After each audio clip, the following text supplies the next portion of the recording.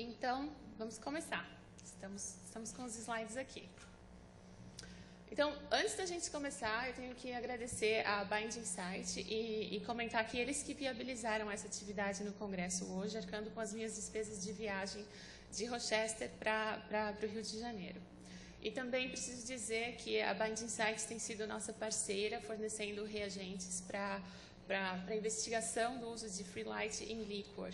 Então, esse é um estudo que eu coordeno lá na Mayo Clinic e é um conflito de interesse que eu devo declarar antes da gente começar. Muito bem. Então, temos 3 imagens aqui que eu gostaria que ajudam a gente a entender as gamopatias monoclonais.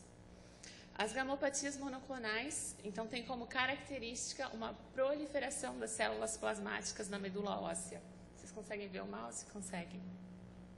Então, as células plasmáticas geralmente têm um retículo endoplasmático rugoso super proeminente, pois elas são as fábricas de anticorpos ou de imunoglobulinas do nosso sistema imune. E na imagem da direita, a gente consegue ver essa análise de imunofluorescência, mostrando então as cadeias leves do tipo kappa, que são então fragmentos desses anticorpos produzidos pelas células plasmáticas. E devido a essa superprodução de células plasmáticas, geralmente a medula óssea acaba sofrendo uma supressão. Os outros elementos sanguíneos, principalmente as hemácias, acabam sendo suprimidos e essa proporção enorme de células plasmáticas acaba ativando os osteoclastos e há uma série de lesões ósseas que pode acontecer. Então, a gente observa essas lesões ósseas em exames de imagens, em raio-x, em ressonâncias, e essas são principais características observadas na gamopatia monoclonal mais conhecida, que é o mieloma múltiplo. Essas lesões ósseas, então, como que o paciente vai aparecer na clínica? Essas lesões ósseas, o primeiro sintoma que pode aparecer é a hipercalcemia, então tem um cálcio sérico elevado. E o segundo, a gente fala que são insuficiência renal, quando pode acontecer o acúmulo desses anticorpos nos rins. E começa a haver, então, uma danificação do tecido renal, dos rins em si. E a anemia, quando há supressão, então, de produção das hemácias. E as lesões ósseas, que também aparecem. Então, a gente mostrou essas imagens características de mieloma, mas as gamopatias monoclonais são várias. Há várias doenças que são resultado dessa produção de uma proteína monoclonal. A mais conhecida, o mieloma, é uma doença maligna que exige tratamento, e a amiloidose, que é causada por cadeias leves de imunoglobulinas, também necessita tratamento quimioterápico. Mas há várias variantes que podem ser assintomáticas. Embora haja essa produção de uma proteína monoclonal das células plasmáticas, não há sintomas ainda. E, embora isso seja assintomático, a gente não classifica essas doenças como benignas. A gente chama essas doenças de pré-malignas, pois são fatores de risco para que haja uma progressão no futuro. Então, essas proteínas monoclonais, elas podem ser, os anticorpos podem ser secretados dessa forma intacta, com 2 cadeias pesadas e 2 cadeias leves.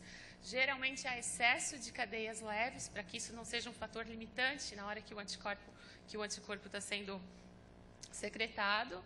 E podem ser também doenças onde a célula plasmática entrou em colapso e acaba produzindo somente cadeias leves. Então, há esses tipos de diferenças. Agora, como que o laboratório clínico vê esses pacientes? A gente não vai ver as lesões ósseas e muitas vezes a gente também não vê a medula óssea. O primeiro exame que é solicitado para pacientes que estão fazendo esse diagnóstico diferencial de mieloma é a eletroforese de proteínas. E para um paciente normal, essa eletroforese então terá 5 frações, certo? Albumina, alfa-1, alfa-2, beta e gama. E quando se solicita a imunofixação, essa amostra é então aplicada 6 vezes num outro gel de agarose, e nós temos o antissoro, anti-GG, anti-GA, anti-GM, anti-kappa e anti-lambda. Então, num paciente normal, o que a gente quer ver é essa coloração homogênea, onde nada se distingue nessa fração gama.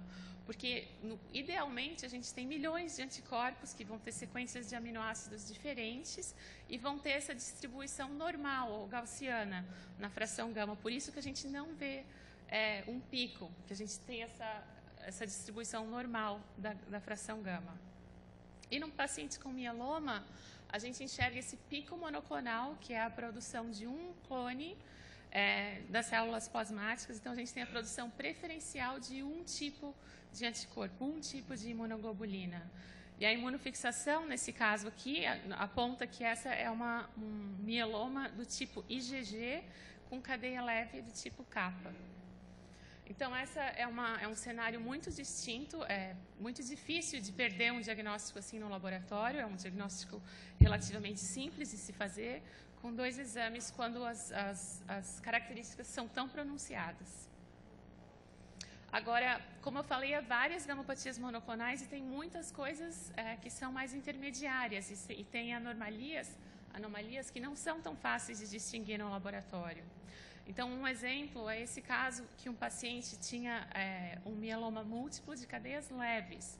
Então, as cadeias leves são bem menores e elas são filtradas rapidamente. Eu vou falar isso um pouquinho depois, mas a eletroforese de proteínas desse paciente tinha só uma pequena abnormalidade aqui, nesse caso ainda era na fração beta, que não é a fração mais comum, onde a gente vai enxergar anormalidades. E foi só na imunofixação que foi possível detectar a presença de uma cadeia leve do tipo lambda.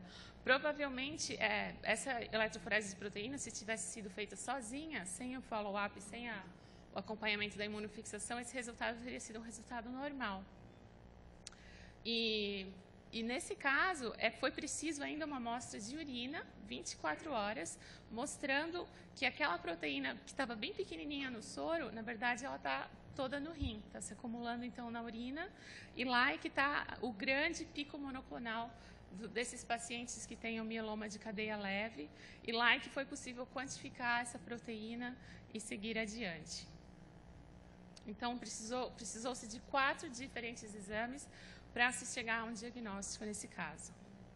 E a gente pode pensar, mas isso é exceção à regra? Quão comum é isso?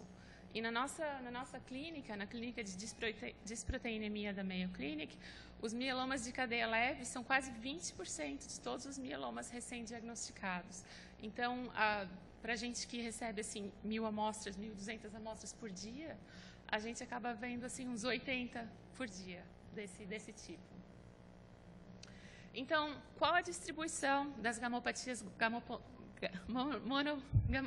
monoclonais na Mayo Clinic? Em 2010, a gente fez uma análise retrospectiva dos pacientes que foram recebidos e tratados lá pelo grupo de hematologia.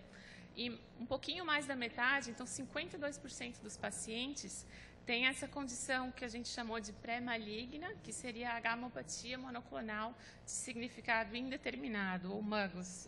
Vocês vão me ouvir referindo a essa condição como MUGOS, depois desse slide. E 20% dos casos são o mieloma mais tradicional, e 9% dos casos na Mayo Clinic acabam sendo amiloidose. A Mayo Clinic é um centro de referência, tido como um dos melhores hospitais dos Estados Unidos. Então, a gente recebe muitos pacientes que vão até lá para uma segunda opinião.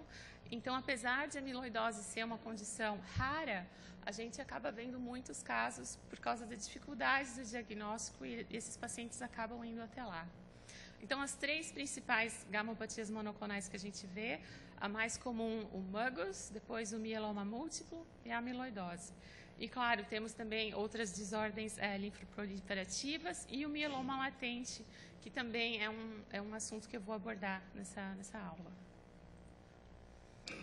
Então, temos toda essa gama de diferentes doenças que têm em comum o marcador tumoral imunoglobulinas. Então, apesar de terem essa coisa em comum, as diferentes imunoglobulinas têm diferentes características. Então, uma vai ser do tipo IgG, outra vai ser do tipo IgA. O IgA pode circular em dímeros ou, às vezes, até em tetrâmeros. Então, o peso molecular dessa proteína vai ser diferente. A IgM é um pentâmero, então é enorme, e as características dessa doença vão ser diferentes das doenças causadas por IgG e IgA. A IgM geralmente causa a macroglobulinemia de Waldenstrom e não mieloma. O mieloma IgM é raríssimo e os sintomas de Waldenstrom são bem diferentes também. E se a proteína monoclonal que está sendo produzida são as cadeias leves livres, então elas têm um peso molecular muito menor e isso tudo vão promover diferenças que um exame só não é suficiente para detectar todas as anomalias que a gente vai encontrar com essas doenças.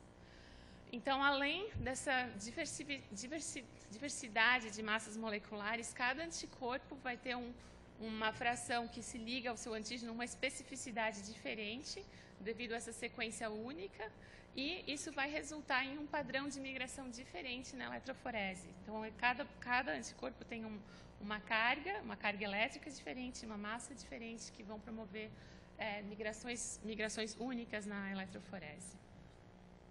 Então, aqui está a imunoglobulina intacta, com suas duas cadeias idênticas pesadas, e as duas cadeias leves aqui, que também são idênticas.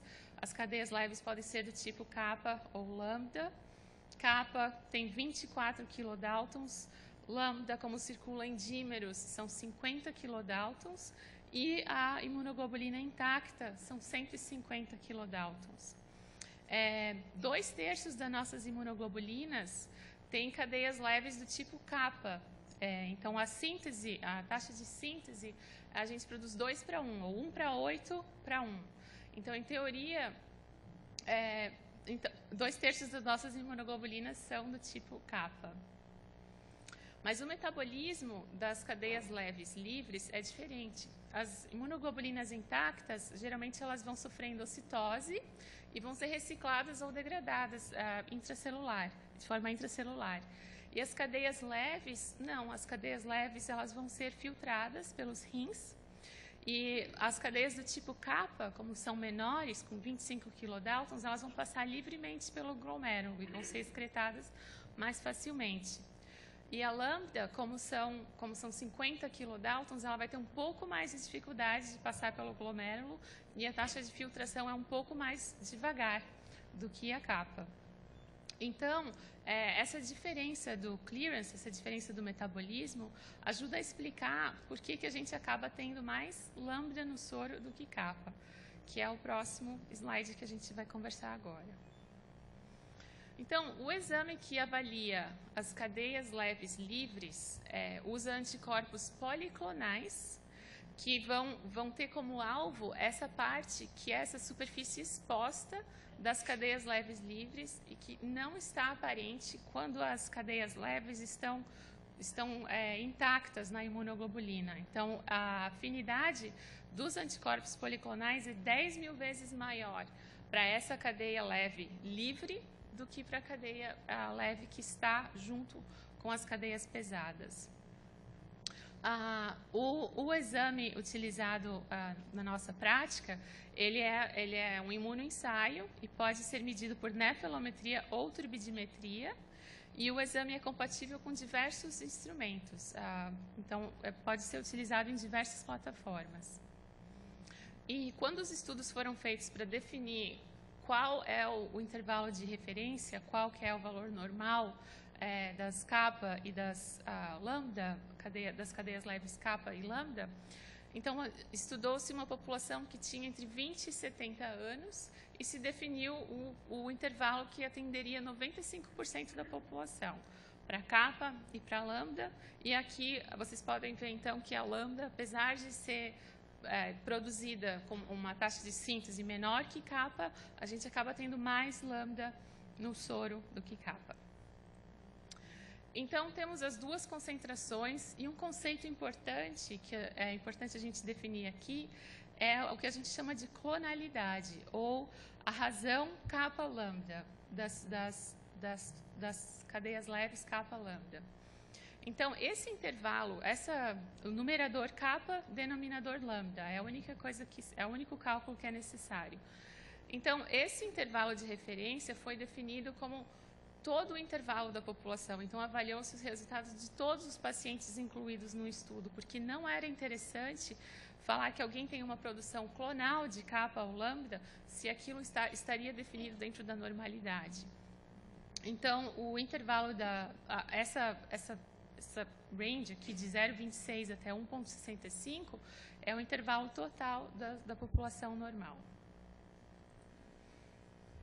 E algumas outras definições que aparecem na literatura, o que vocês podem perceber nos artigos, ou às vezes até em materiais promocionais que a gente vê por aí. Então, a cadeia leve livre envolvida, que é um outro termo utilizado. Por exemplo, para um paciente que tem uma gamopatia monoclonal do tipo lambda, a cadeia leve envolvida seria a lambda. E a cadeia leve livre não envolvida seria a kappa. Então, é a que não faz parte do tumor. No laboratório, o laudo, quando a gente libera o laudo, a gente libera a concentração de kappa, a concentração de lambda e a razão kappa lambda, que vai nos fornecer a clonalidade. Então, para um laudo, mesmo que o paciente tivesse lambda como a sua proteína monoclonal, nós liberaríamos kappa lambda. Agora, os grupos que definiram os consensos para tratamento, para diagnóstico, os grupos que fizeram essas definições decidiram fazer sempre a cadeia leve envolvida no numerador. Então, se for uma lambda, essa é a que vai no numerador. Então, para esse paciente que tem lambda, essa razão, esse resultado que a gente liberou no laboratório vai ser invertido. E na literatura vocês vão ver, então, lambda sobre kappa, ou essa razão de cadeia envolvida sobre não envolvida. É isso que vai aparecer. E uma outra definição menos comum, que a gente fala da diferença, essa aparece na amiloidose e está associada com a taxa de sobrevivência dos pacientes, mas ela é bem menos utilizada e as 4 definições mais importantes são as de cima. Então, quando que a análise de cadeias leves livres é importante? Quando esses exames apareceram, a ideia inicial era usar para amiloidose.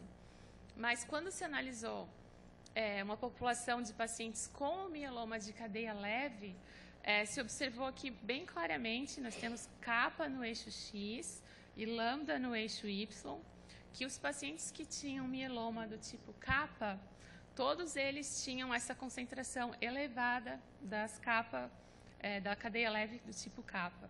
E, da mesma forma, os pacientes que tinham um mieloma de cadeia leve do tipo lambda tinham essa concentração anormal de lambda.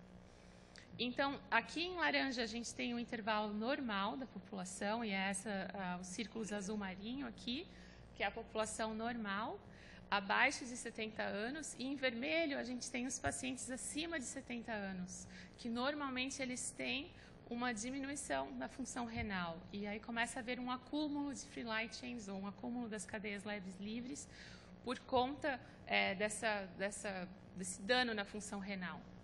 E os pacientes com doenças autoimunes, que geralmente têm uma fração gama elevada de uma forma geral, policlonal, também podem apresentar concentrações elevadas, mas aí notem que eles apresentam concentrações elevadas de ambas, kappa e lambda. E quando se avalia a clonalidade, ou a razão kappa-lambda, que é essa linha verde, tanto os pacientes acima de 70 anos que têm dano na função renal, ou os pacientes que têm essa produção policlonal de anticorpos, a razão desses pacientes de kappa-lambda é normal. Então, a razão kappa-lambda é um sinal de clonalidade e indica doença.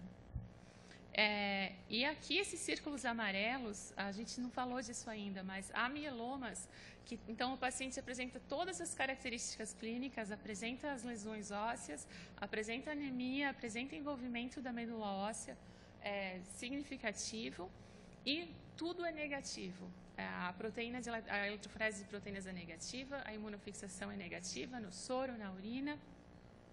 Então, o único marcador que é positivo em 30% dos pacientes que têm o mieloma não secretor é a cadeia leve livre.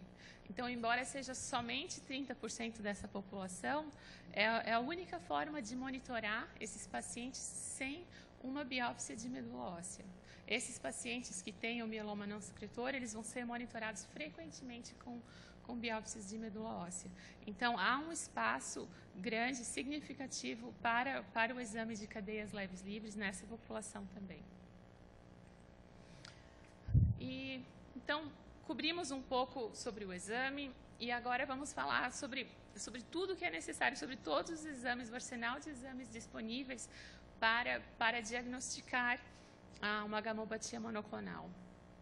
Então, é necessário identificar essas proteínas monoclonais e podemos fazer isso através da eletroforese de proteínas, da imunofixação ou das cadeias leves livres, do exame de free light. Precisamos isotipar, precisamos definir o tipo dessa proteína monoclonal, se é IgG, IgA, IgM, e quantificar. Então, temos vários exames também que podem fazer a quantificação dessas proteínas. E a utilidade de cada um desses exames vai variar de acordo com as características da doença. E a gente vai ver isso agora. O Dr. Jerry Katzman, que foi um dos meus mentores, em 2009 ele publicou esse estudo, analisando, acho que foram quase 2.000 pacientes, e eu trouxe a tabela de dados aqui um pouco reduzida para a gente. Então, ele tinha pacientes claramente, clinicamente, com a patologia bem definida, ou era mieloma, ou era amiloidose, ou era o MUGOS. E então, ele decidiu avaliar qual o impacto de fazer 2 exames, 3 exames, de avaliar qual a sensibilidade dos exames individualmente e em painéis.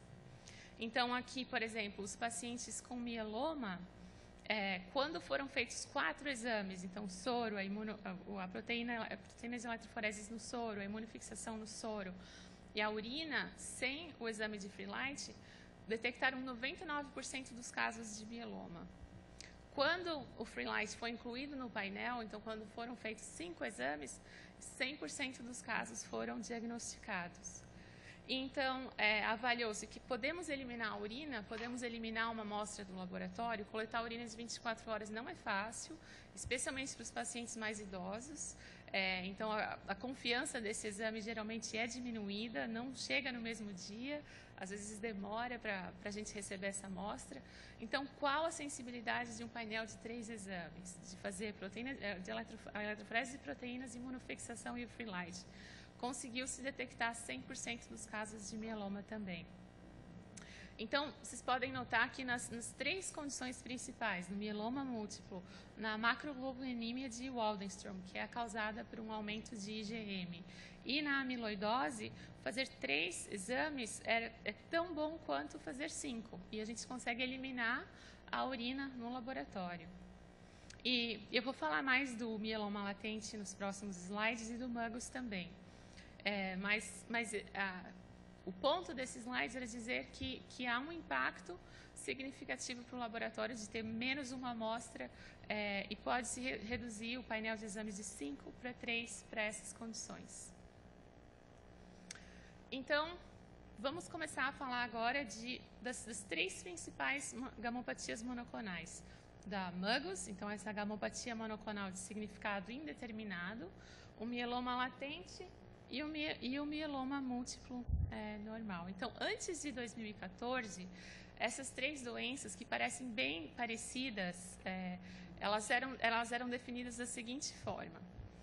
A gamopatia monoclonal de significado indeterminado era caracterizada quando o paciente tinha, na medula óssea, menos de 10% de células plasmáticas e a proteína monoclonal na eletroforese era menor que 3 gramas por decilitro.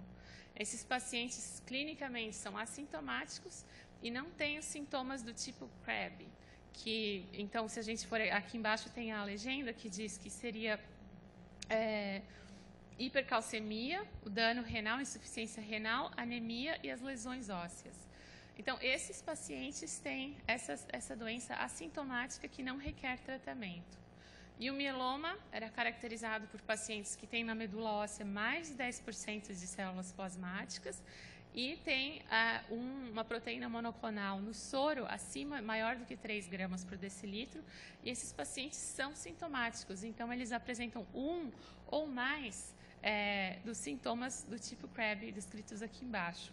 Para esses pacientes, terapia é necessária, eles vão iniciar quimioterapia, radioterapia, talvez um transplante autólogo de medula óssea, então é um tratamento longo e difícil para esses pacientes. Então, no meio dessas duas entidades bem definidas, tem o mieloma latente. E o mieloma latente era um grupo bem heterogêneo de pacientes, muitos tinham uma doença estável que não progredia, como essa de significado indeterminado, mas muitos deles progrediam muito rápido também para o mieloma.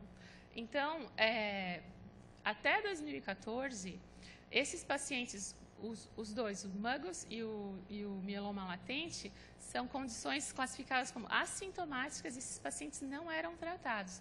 Embora a gente saiba que dentro desse grupo aqui existiam pacientes que progrediam muito rápido a apresentar sintomas. Então, essa era a definição até 2014. Isso mudou. Estudos começaram a aparecer, isso já assim na última década, esses estudos começaram a aparecer, que as condições pré-malignas, então o MUGOS, essa de significado indeterminado, ela precede o mieloma. Em virtualmente 100% dos casos, todos os pacientes diagnosticados com mieloma tiveram MUGOS anos atrás. Então, esse estudo aqui é um estudo bem interessante, como eles representaram esses pacientes. São 30 pacientes diagnosticados com mieloma, vermelho é IgG, o verde é o mieloma de cadeia leve ou o mieloma não secretor, e o azul é o IgD, é um tipo bem mais raro de mieloma. E eles conseguiram amostras, às vezes até 16 anos antes do diagnóstico. Esse é um estudo do Instituto Nacional do Câncer em Bethesda, em Maryland. Então, nas diversas amostras que eles acharam desses pacientes, eles queriam analisar, havia presença da gamopatia monoclonal de significado indeterminado e quais os exames que estavam alterados. Então, o círculo vermelho são exames que todos eles eram alterados, eletroforese de proteína, imunofixação e a cadeia leve livre. O X significa que só o free light que era positivo. Então, houve casos em que foi o indicador mais precoce de que haveria, então, em algum momento, essa progressão.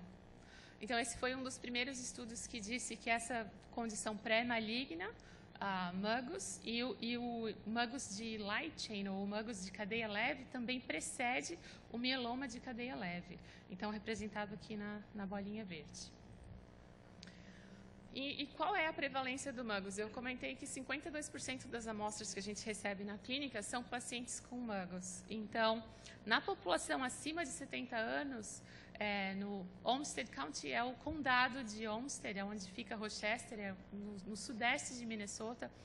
É uma área onde 96 ou 97% da população é caucasiana e são aproximadamente 200 mil pessoas. Então, nessa população, aproximadamente 3% da população tem MUGOS. E acaba sendo um achado acidental, quando o paciente vai ao hospital e começa a dizer que tem dor nas costas, que tem fatiga. Então, é um diagnóstico diferencial na anemia e acaba se identificando o MUGOS desses pacientes. E é quase 2 vezes mais prevalente nos homens do que nas mulheres. Então, vamos falar agora do risco de progressão do MUGOS e depois do mieloma latente.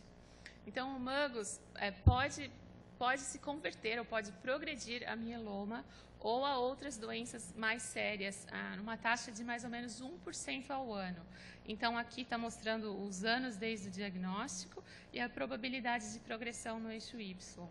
Então, há uma probabilidade que é constante, né? Ela não muda com o tempo. Então, é uma taxa de 1% ao ano, de uma forma geral, que isso pode progredir para mieloma.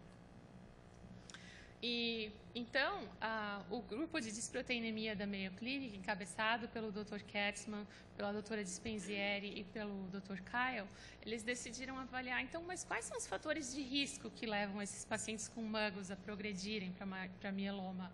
Tem alguma coisa em especial? Tem alguma coisa que pode nos ajudar a monitorar esses pacientes de uma forma mais fácil, mais constante, para que a gente possa prever isso. Então, eles analisaram, a primeira coisa que eles olharam foi o tamanho da proteína monoclonal na eletroforese de proteínas no soro.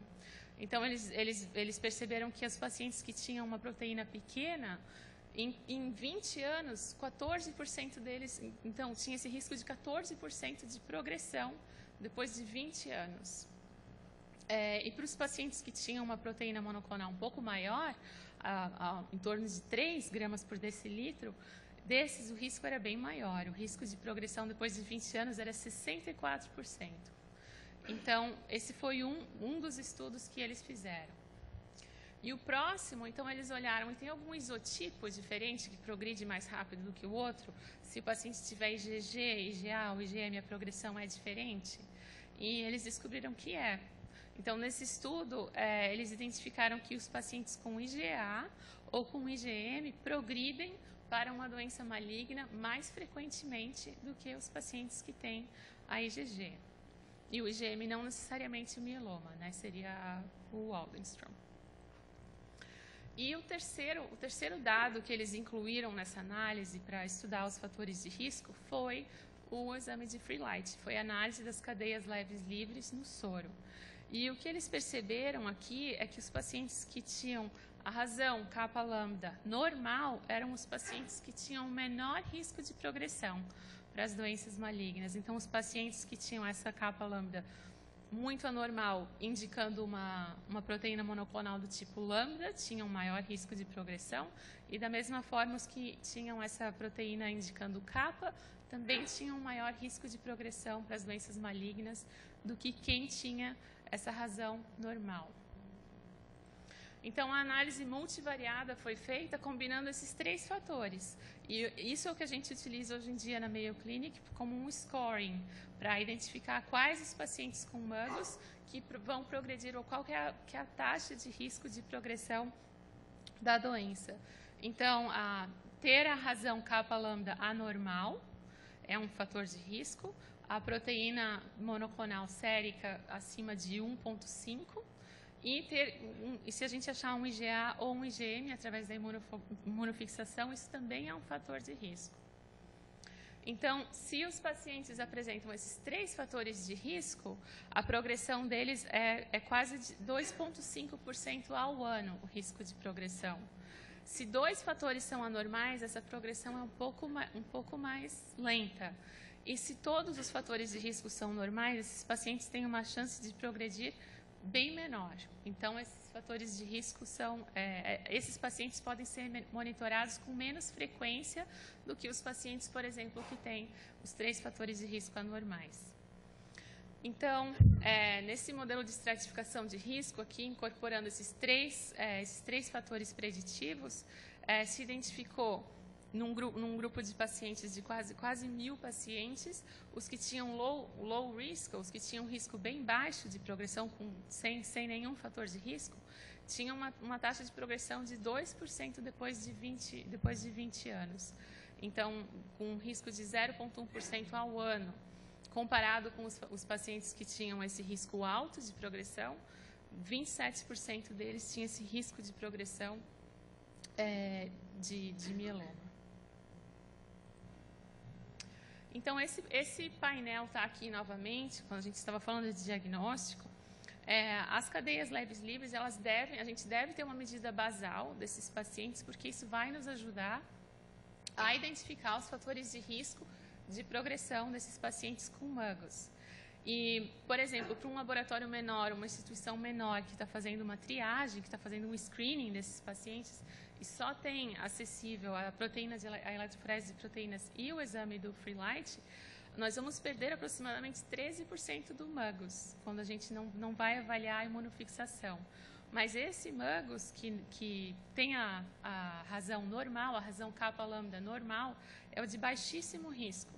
Então, é aceitável que se não se avalie esses pacientes ou que esse resultado seja negativo, porque o risco de progressão é muito menor para esses pacientes.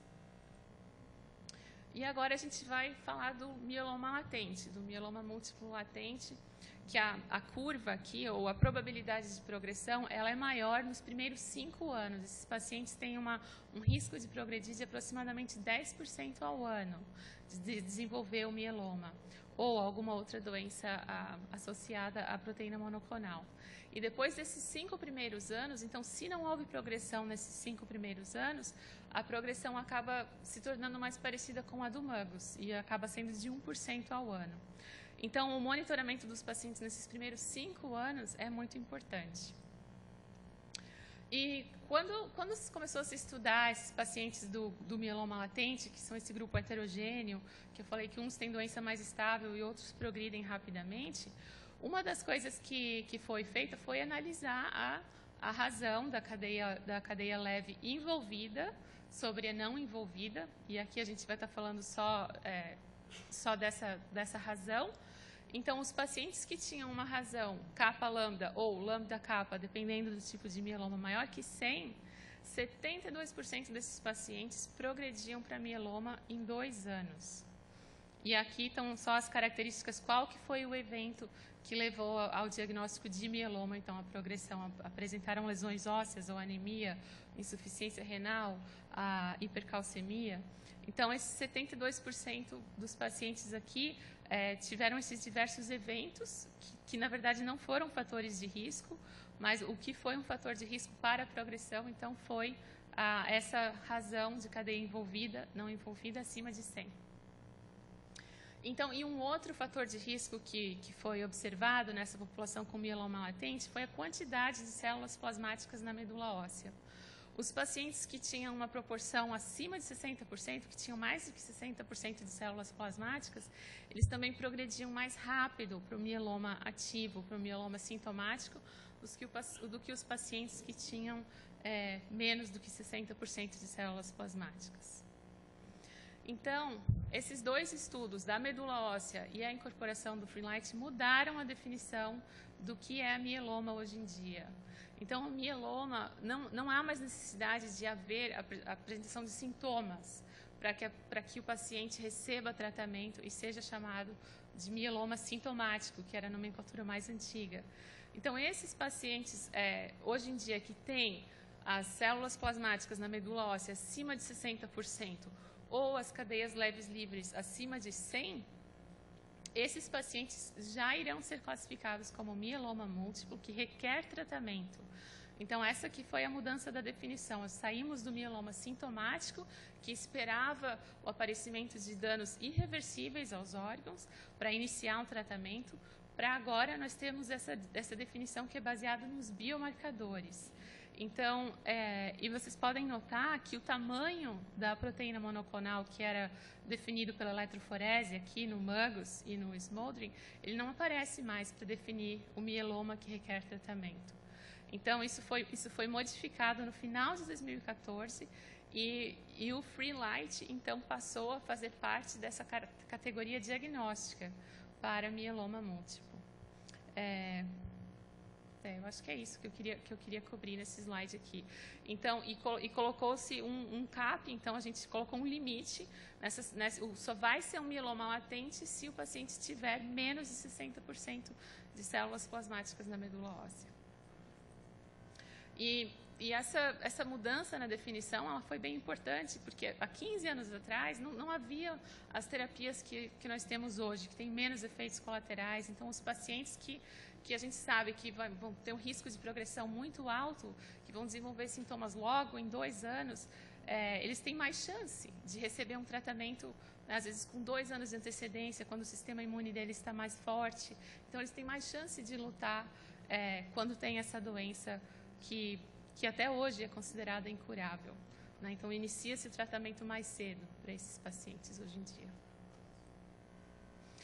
Então, a nova definição no final de 2014, que foi criada por esse grupo internacional que trabalha com mieloma, que a gente chama IMWG, continua definindo ou aprimorou a definição de hipercalcemia.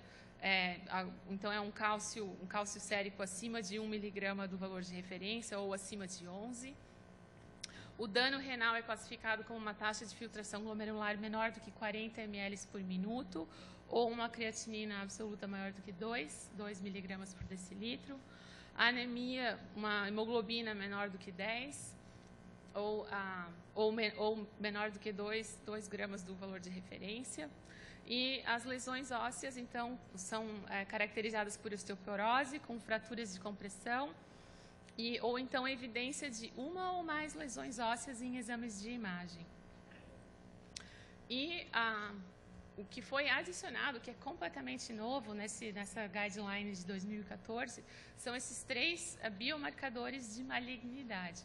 Então, se o paciente apresentar um ou mais desses marcadores, é o classificado, então, como mieloma que requer tratamento, mesmo na ausência dos sintomas CREB, que a gente cobriu no slide anterior.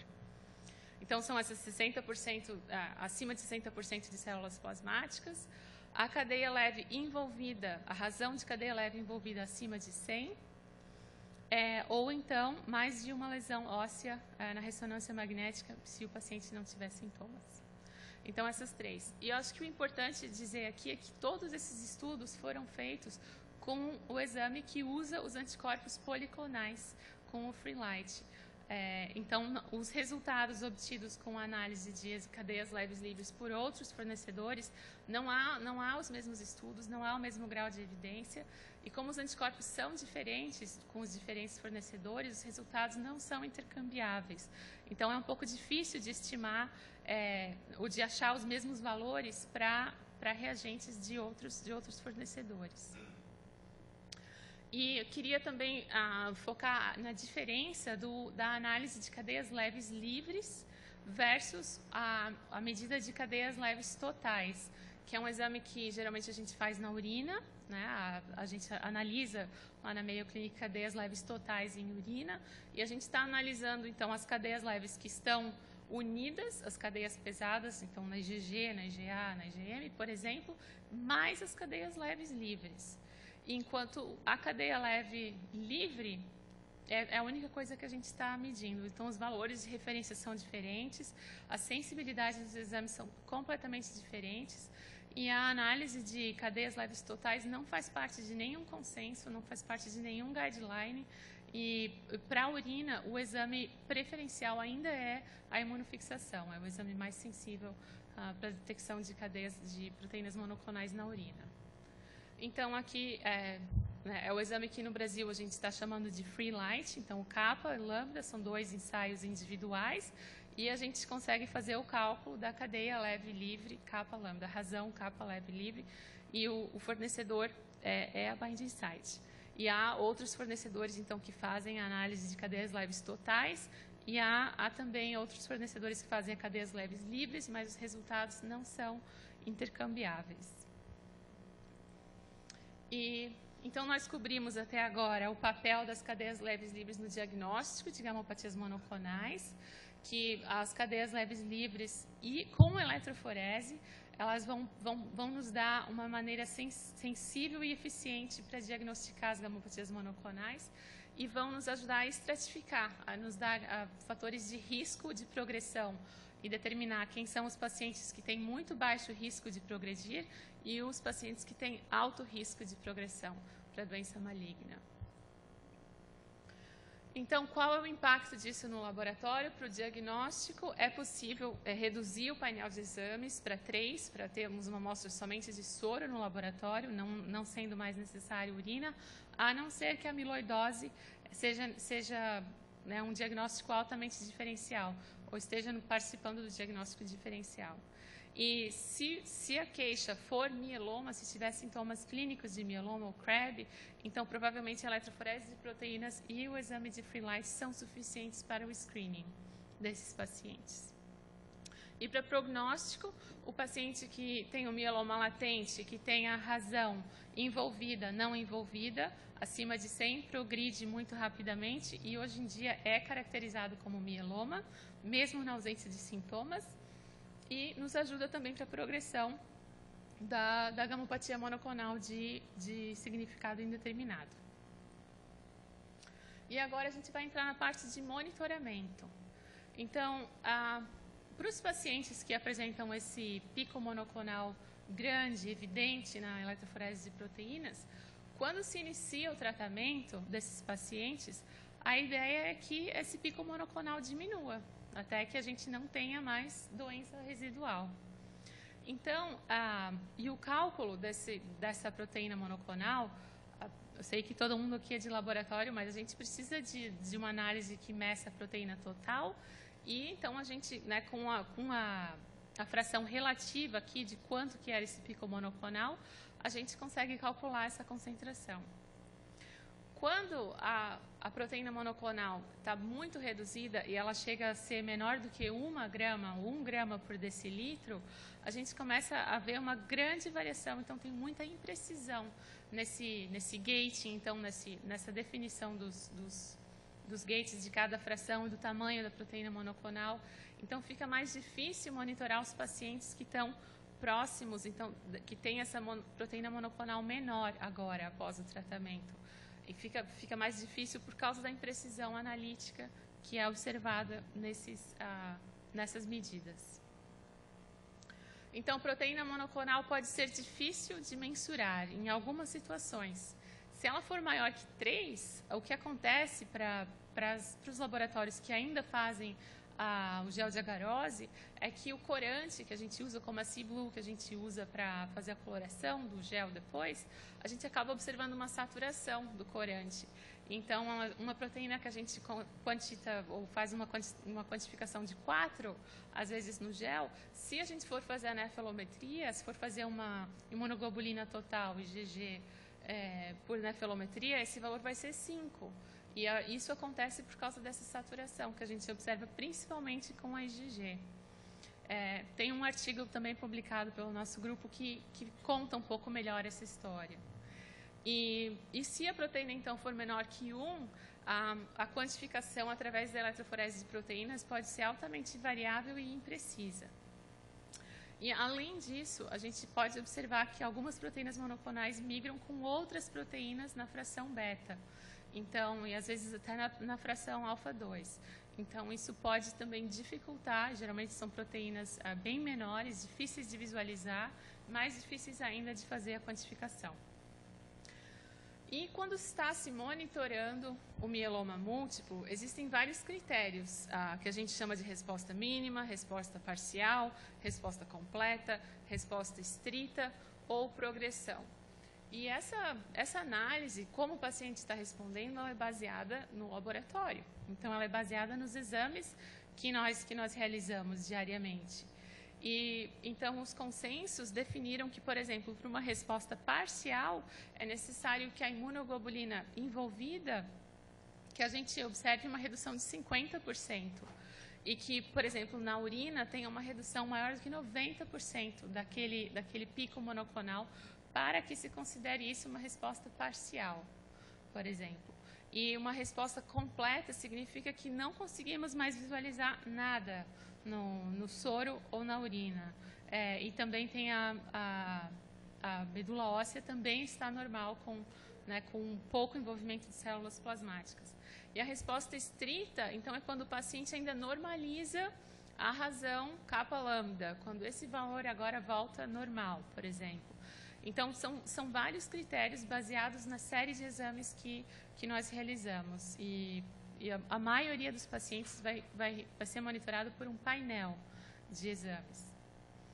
E por que foi definido esse 50%, 90%? O que levou o grupo de disproteinemia, o grupo de trabalho com mieloma a definir isso? Bom, todos os ensaios, nós sabemos, têm uma imprecisão analítica. Então, esse estudo de 2011, também do Dr. Katzmann, ele escolheu um grupo que tinha uma doença estável, então que eles não estavam evoluindo e também não estavam melhorando, não estavam em remissão. E ele analisou, então, 148 amostras de diferentes pacientes e percebeu que a imunoglobulina G, quando a gente analisa por nefelometria, só internamente nas amostras séricas desses pacientes tinha 13% de variação. E a proteína monoclonal medida pela eletroforese de proteínas, 8%. a urina 35% de variação. E o Free Light apresentou quase 30%, ou 28% de variação. Então, mostra que há uma variação biológica também, não somente analítica, mas biológica, quando se analisa diversas amostras de pacientes que estão em condição estável. Então, o cálculo que foi feito a partir desse estudo foi o cálculo da imprecisão total, que combina a imprecisão biológica com a imprecisão analítica do exame. E se houver, então, se a proteína monoclonal for maior que 1, então for maior que 1 grama por decilitro, a proteína monoclonal pela eletroforese é o melhor jeito de monitorar esses pacientes, porque é que tem menor imprecisão total. Agora, se não for isso, e se a cadeia leve envolvida for maior que 100, por exemplo, é uma escolha que pode se fazer para monitorar o mieloma múltiplo. Então, aqui estamos mostrando qual que é a mudança necessária em cada exame para que se tenha significado nas diferentes... Eu cortei um pouco essa tabela aqui, mas o que eu quis dizer assim, para que seja uma mudança, uma resposta significativa, então, para avaliar a proteína monoclonal na eletroforese, 20% de diferença é necessário. Então, se nós pedimos uma vez, ou vamos colocar maior do que 1, se medimos 2 e depois medimos 1,6, é uma diferença maior que 20%, é uma mudança significativa. Agora, se a gente está avaliando 2, 1,9, 1,8, não necessariamente isso é considerado uma resposta, ou uma resposta parcial, por exemplo. E da mesma forma para os outros marcadores. E a cadeia leve envolvida, ela precisa de uma mudança de pelo menos 50%. Então, se a gente tem 10, tem que reduzir para 5, ou se tem, aqui, eu estou acostumada com miligramas por decilitro. Se tem 150 e muda para 100, aí é considerado uma resposta significativa também. Então, o impacto disso para o laboratório significa também que para as gamopatias monoclonais, que a gente chama de oligosecretórias, que incluem a amiloidose, ou esse mieloma não secretor, ou doenças renais que têm acúmulo de cadeias leves, é necessário, é possível monitorar esses pacientes usando as cadeias leves livres, e é necessário que haja pelo menos 50% de mudança para uma resposta parcial. E esse critério pode mudar para que a urina ou as cadeias leves livres no soro possam ser usadas para monitorar principalmente essas gamopatias monoclonais que a gente chama de oligosecretórias. E eu tô vendo que eu estou com pouco tempo aqui, mas eu ainda tenho essa parte do monitoramento das proteínas monoclonais que migram na fração beta para cobrir. Eu vou acelerar um pouquinho e essa parte é um pouco mais simples também. Mas esse exemplo aqui está mostrando uma fração beta um pouco aumentada na eletroforese de proteínas. Então, a gente vê que ela está um pouco mais forte aqui, mas não sei se eu chamaria isso de anormal. A gente chama uma fração beta anormal, lá na meio, quando a beta está acima de 2 gramas por decilitro. Essa aqui está um pouco assim, está borderline, está equívoca para a gente definir. Mas a imunofixação aponta a presença de uma IgA kappa. Então, há clonalidade, há uma proteína monoclonal se escondendo aqui embaixo dessa fração beta. E, mais uma vez, se não tivesse sido pedida a imunofixação, poderia ter passado despercebida. E há uma diferença grande. Aqui, se fossem as mesmas unidades, 15 gramas por litro da fração beta, somente 5 foi quantificado no exame de IgA total por nefilometria, por exemplo. Então, 2/3 da fração beta não são proteína monoclonal. E para auxiliar nesse tipo de diagnóstico, apareceu recentemente, nós implantamos faz 2 anos lá na Clínica Maio, o exame que a gente chama de Heavy Light. Então, o Heavy Light, ele tem anticorpos policlonais também, há essa junção aqui entre a cadeia leve e a cadeia pesada, e permite que a gente meça os pares. Então, ele vai nos fornecer a quantidade de IgG kappa, por exemplo, o IgG lambda, a IgA kappa, o IgA lambda. Então, a gente pode fazer essa medida. E, então, muito parecido com o Free Light, a gente pode ter a cadeia leve, eu vou chamar de HLC aqui, mas seria a cadeia leve pesada, envolvida, como a gente cobriu com as cadeias leves livres. Isso nos dá uma ideia de concentração.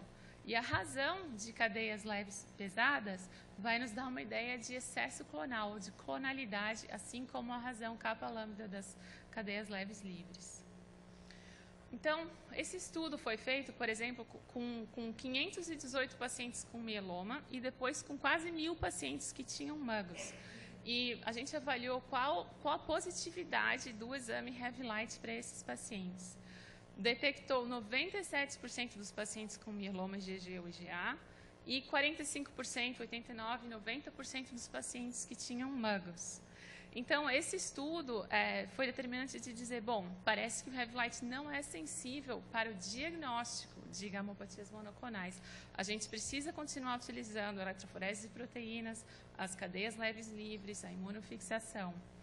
Mas para o monitoramento, pode o Heavy Light nos ajudar? Pode ele fornecer outras informações ou substituir a quantificação, por exemplo, que a gente usa com nefelometria e a imunofixação? Então, a gente fez um estudo com 30 pacientes com mieloma do tipo IgA, que migrava nessa fração beta, então, um mieloma que estava escondidinho, e os pacientes tinham entre 3 e 5 amostras séricas depois do tratamento, e a gente analisou a proteína de eletroforeses no soro, imunofixação, a quantificação de IgA total e o exame do Heavy Light. E avaliamos qual a sensibilidade do exame para detectar abnormalidade, para quantificar e para confirmar se havia clonalidade. Então, nas amostras de diagnóstico, o exame apresentou uma sensibilidade muito parecida com a imunofixação. Das 30 amostras, detectamos 29 e a imunofixação detectou todos os pacientes. E nas amostras após tratamento, notem aqui que só 40% dos pacientes tinham a IgA total elevada e 56% tinham aquela imunofixação positiva e o Heavy Light detectou 54 comparado com 56 que foram detectados por imunofixação. Então, mostrando que tem um papel, que um exame poderia substituir a imunofixação e a quantificação de IgA total. Então, aqui são as análises mostrando que a quantificação que o Heavy Light nos dá é muito parecida com a quantificação do IgA. E quando há o M-spike, quando tem a proteína monoclonal quantificada, também é bem parecida a quantificação. E isso foi confirmado em outros estudos um pouco maiores do que o nosso, com 157 pacientes. Quando há redução da proteína monoclonal através da eletroforese de proteínas, nós também observamos isso com o Heavy Light. E aqui nas nossas amostras séricas estamos mostrando que a amostra diagnóstica e as séricas, né, então que as mudanças são acompanhadas, tanto o Heavy Light quanto o M-spike, eles vão na mesma tendência. Então, podem ser utilizados de forma intercambiável para o monitoramento do paciente. Então, nesse estudo retrospectivo, a sensibilidade do exame é parecida com a imunofixação e fornece quantificação dessa proteína monoclonal IgA e nos ajuda ainda a identificar a clonalidade e quantificação, o que a imunofixação não nos dá. Só vai dizer A, IgA, kappa, mas não necessariamente quanto, certo? E, então, queria mostrar para vocês um laboratório de imunologia clássico, onde a gente tem diversos aparelhos de eletroforese. Ainda fazemos eletroforese em gel na Mayo Clinic. Essa aqui é uma fotografia do nosso laboratório. Então, são instrumentos, são equipamentos de baixo rendimento. A gente ainda mantém os históricos dos pacientes manuais. Então, cada vez que a gente recebe um paciente que a gente já viu antes, a gente tem que puxar um histórico clínico desses pacientes. E para a urina, tem um desafio que é a concentração da urina antes da eletroforese de proteínas, antes da imunofixação, que é um processo caríssimo. Nós temos uma pessoa dedicada a fazer isso o dia inteiro. Então, é um processo também de baixo rendimento no laboratório. E muito em breve, a gente vai vai estar sendo confrontado com novas demandas analíticas. Nos Estados Unidos já é aprovado o uso de anticorpos monoclonais para terapia. O Darzalex, por exemplo, é um anticorpo, e a gente acaba enxergando esses anticorpos monoclonais que são terapia para mieloma na eletroforese de proteína. Isso não pode ser confundido com doença. Então, vamos precisar de exames diferentes para ajudar a monitorar esses pacientes e para definir resposta nesses pacientes que estão sendo tratados com essas terapias monoclonais. Então, em resumo, nós mostramos que um painel de eletroforese de proteínas, imunofixação e cadeias leves livres é sensível, é um trio sensível para screening dessas doenças, que o Free Light pode ser um marcador prognóstico de progressão e também pode ser para o smoldering, para o mieloma latente. Também é um risco de progressão para a gamopatia monoclonal de significado indeterminado, que a mudança, né, da concentração de Free Light pode ser usada para monitorar terapia, e o Heavy Light também pode ser utilizado para monitorar proteínas que migram na fração beta, dando uma ideia de quantificação e clonalidade. Então, essas são as mensagens que eu queria deixar para vocês. Eu queria agradecer à equipe com quem eu trabalho, os dois outros co-diretores do laboratório, o Dr. David Murray e a Melissa Snyder. Eu trabalho com eles no dia a dia, aprendo muito com eles. E o Dr. Kyle, que foi o fundador do Laboratório de Proteínas Especiais na clínica na década de 60. O Dr. Katzman, que também foi um dos meus mentores, ele se aposentou agora em 2014. Doutora Dispenzieri, uma hematologista super competente, que trabalha com a gente no laboratório também uma vez por semana. E essas aqui eu digo que são as 3 loiras do laboratório. Elas são nossas dedicadas tecnólogas que nos ajudam a desenvolver novos exames, nos ajudam nos projetos. Então, a Carrie, a Mindy e a Paula estão aqui também, porque muitos dos dados que nós apresentamos são gerados por elas. E queria também agradecer a comissão organizadora do Congresso. É um prazer estar aqui novamente. Agradecer ao Dr. Carlos Eduardo Ferreira, o presidente da Comissão Científica do Congresso, e agradecer também a Bioinsights do Brasil, o Fúvio, o Faco e a Eliara Soares, que me acolheram e me proporcionaram a oportunidade de estar aqui hoje falando para vocês. E agradeço também ao Dr. Gastão pela apresentação no início.